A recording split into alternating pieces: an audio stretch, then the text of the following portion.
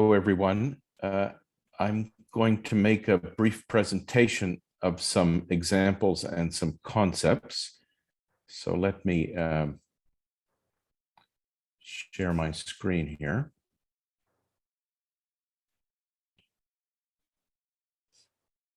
My colleagues and I have been working as facilitators of multi-stakeholder collaboration for the past 30 years. In many different contexts. And what we're hoping is sharing our particular experience and perspective will enable you to have some other ways of looking at this work. When I looked at this title, Facilitating Trust for Collaboration in Food and Agricultural Commodity Systems, I realized that the title summarizes well or provides a good summary of the points we wanted to make, going from the end of the sentence backwards. Our perspective is that systems change, or particularly affecting systems change in complex systems, requires collaboration, that the lack of trust is the primary obstacle to collaboration, and that getting more and better collaboration requires more and better facilitation. So that's a bit the overall perspective. And the outline of what I want to present in the next 20 minutes is 3 examples. We are practitioners. We spend all day, every day, designing and facilitating and organizing multi-stakeholder collaborations. And from that practice have derived some theories. And so I will go through 3 of those. Okay. The first example I wanted to show was from Mexico. Those of you from Latin America may remember the massacre at Ayotzinapa in 2014, where 42 indigenous student teachers were killed. And around the same time in Mexico, there was a scandal about the corruption in the building of the house of the wife of the president. And as a result, there were hundreds of thousands of people marching in the streets all over Mexico, calling for systems change.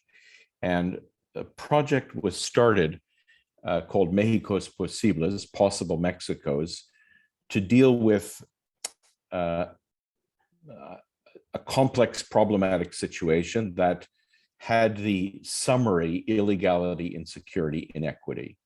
And it's an interesting example to share, I think, because first of all, the work has been going on now for 7 years. And so there's some understanding of what works over time.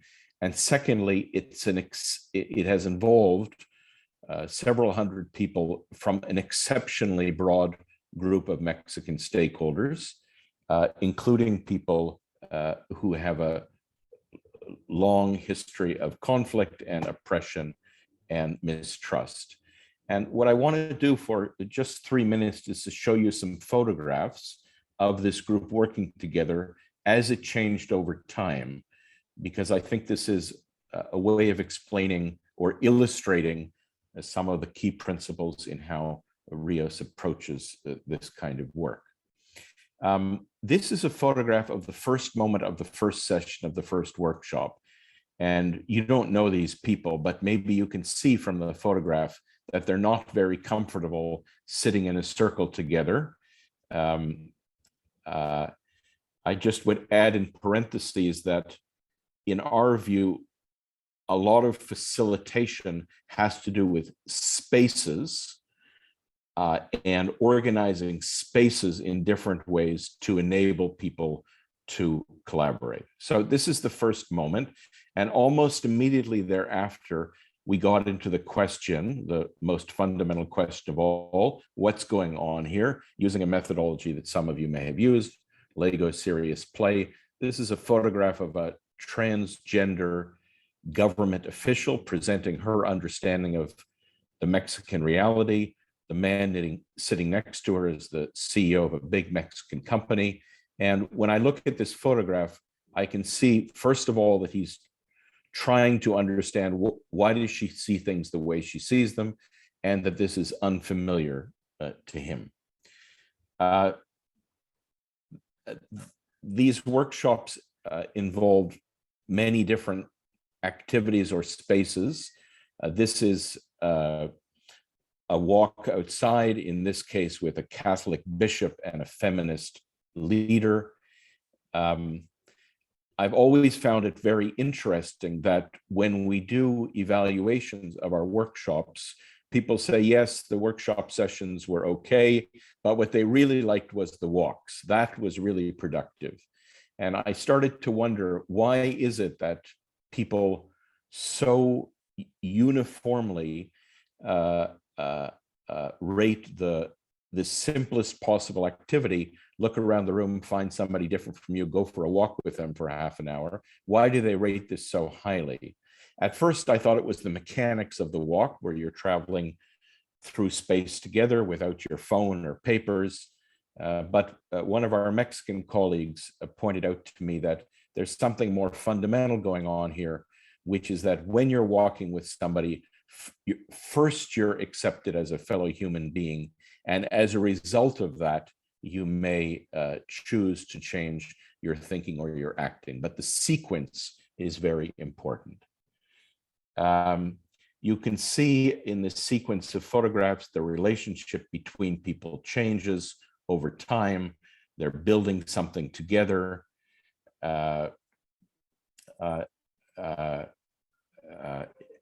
There's a reason why building something on the wall together is different from everybody writing in their own notebook or typing in their own computer. This is a theologian and a peasant leader or a campesino leader working out the details of their conclusions. This is a revolutionary leader greeting a policeman and saying, the last time I was in a room with the policeman, I was being tortured. So something here about historical lack of trust, building of trust over time. And here you see this photograph of the several workshops later, the same people in a circle, and maybe you can see the relationship between them has changed. So this is the first example where I wanted to emphasize the importance of spaces, and this group now presenting their work publicly. As a result of this set of activities, this group has worked on many different initiatives. Those of you who know the Mexican context know that it is not heaven on earth, but this is one group that is able to work together in spite of a context of increasing polarization, and to work to make a difference across their differences. The second example I wanted to give you is a project, again, that's been going on for over 10 years in your field, Sustainable Food Lab. Here, the members of the group are global leaders of food companies and food NGOs and research institutions. It's called the Sustainable Food Laboratory. And here again, over time, many different projects, some of which failed, some of which succeeded. I've always enjoyed working with people in food systems because they understand the rhythm of, or the basics of trying to make things grow, and sometimes they do, and sometimes they don't, and the things that don't work, you compost and you try again. So the lesson of this second example is learning to work together through working together, not through negotiating, possibly working together. And the The third example I wanted to give is from the country that Tej and I live in, Canada. I don't want to suggest that this is only work for other countries. This is a very difficult situation in Canada of the health situation of First Nations, Indigenous people, and this is a difficult area to work in. And I had the experience as a facilitator of coming in, as I usually do, giving a presentation like the one I'm giving now, trying to impress everybody with my experience and expertise, and having, in this case, one of the leaders of the group, a man named George Moosewagen, say out loud, "I don't trust you." So this question of trust doesn't only involve relationships among stakeholders, but also relationships between stakeholders and facilitators. And in this is a very good example of this was not primarily a personal issue between me and George, but the fact that we're both embedded in a larger system, and in particular a system where white people come all the time and suggest they know what Indigenous people should do. And the point of this third example is it started off with a lack of trust, and over the course of the hours and days that followed, we built some trust and were able to work together. So these are the three examples I wanted to give you. Rios's work is facilitating multi-stakeholder collaboration, not only in food systems, although sometimes in food systems, but our specialty is not in a particular subject, but in this way of working together internationally. And although our primary, or my and Tej's primary activity is designing, facilitating, and organizing such processes, we also spend time writing books about it and trying to derive theory from practice, not the other way around. So let me offer you three theories. One of the pioneers of this field, at least in the United States, a man who worked in the 1940s and 50s, you may have heard his name, Kurt Lewin, said, there's nothing as practical as a good theory. So here are three theories that can get us going in the conversation. The first is to understand that a collaboration is not the only option, and it needs to be understood against the backdrop of other ways of dealing with problematic situations. So if we're in a situation that is not the way we want it to be, one option, I think for many people, the default option, is to try to force it to be the way we want it to be. This has obvious downsides. We try to force it the way we want it to be, and other people push back. The second option for dealing with situations that are not the way we want them to be, if we can't make them be the way they want them to be, is to try to adapt. Again, not at all an unusual option. Probably most of the time, most of the day, we adapt to situations we can't change. A third option is to exit. Situation is not the way we want it to be. We can't force it to be the way we want it to be. We are not willing to live with it as it is, and so we exit. We quit our job, we get a divorce, we emigrate. Again, not an unusual option. And collaborating, in our way of thinking about it, needs to be understood as one of four options. For some people, it's their favorite option. For other people, it's their least favorite option, but it's a choice. It's literally impossible to collaborate with everybody on everything. So the question is, with whom do we want to collaborate on what, when? And I think that's important backdrop to think about collaboration. Now, when you do a Google search for the word collaborating, you get this kind of image, this peaceful, productive, mansplaining activity, which looks very calm and productive. But you also get this image in English and Spanish and other languages. The word collaborating also has the connotation of betrayal.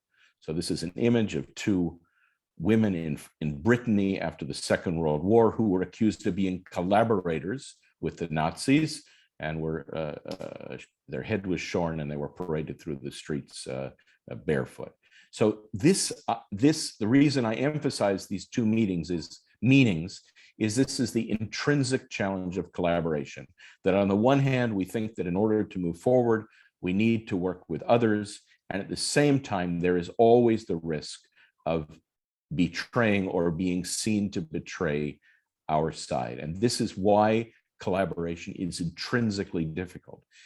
I think maybe the most important thing to say about collaboration is it's not as straightforward as people expect it to be, and therefore they're surprised and upset.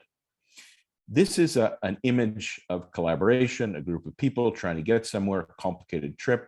They're going to figure out how they're going to get there. And this is the recipe. Number one, focus on the good of the whole. Number two, focus on agreeing the problem, solution, and the plan. And number three, focus on what people need to do.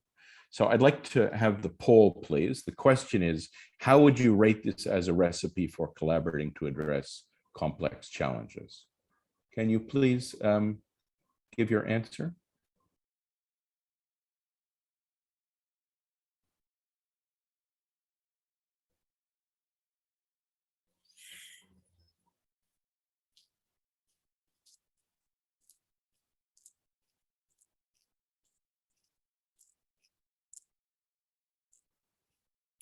Another 15 of you, please.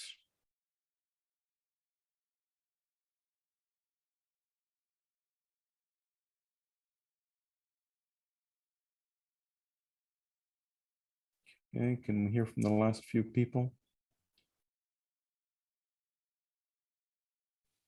Okay, if you could show the results, please.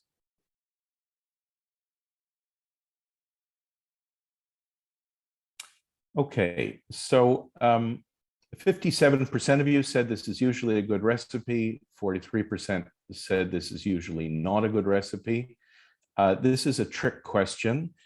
It is in general not a good recipe, and specifically in contexts that are out of control, that cannot be controlled, where we don't have control over the situation or what will work or doesn't work, and particularly where we don't have control over the other actors. And the second theory I want to offer is this image of stretch collaboration. Thank you.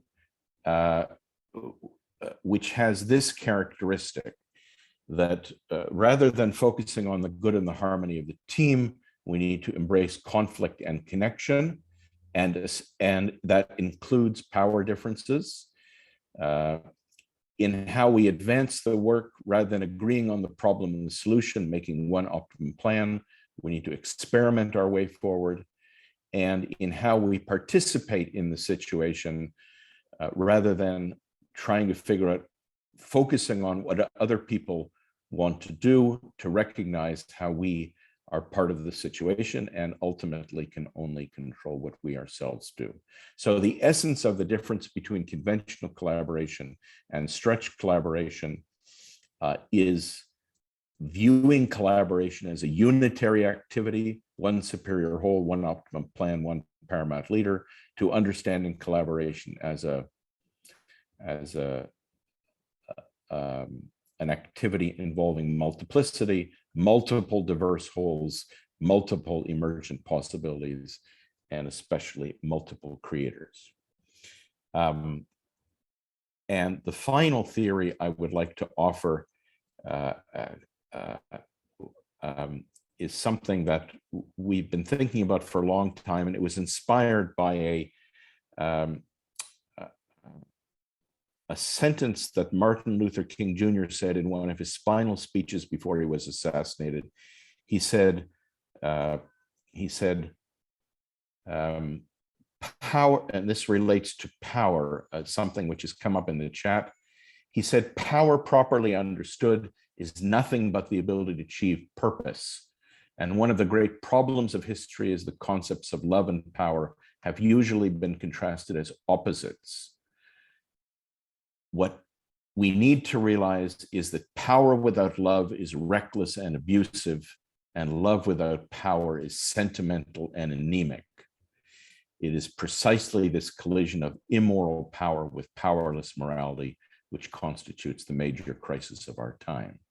And in trying to understand the significance of that for our work, we looked at the definitions of power, love, justice that King has used from his teacher, Paul Tillich.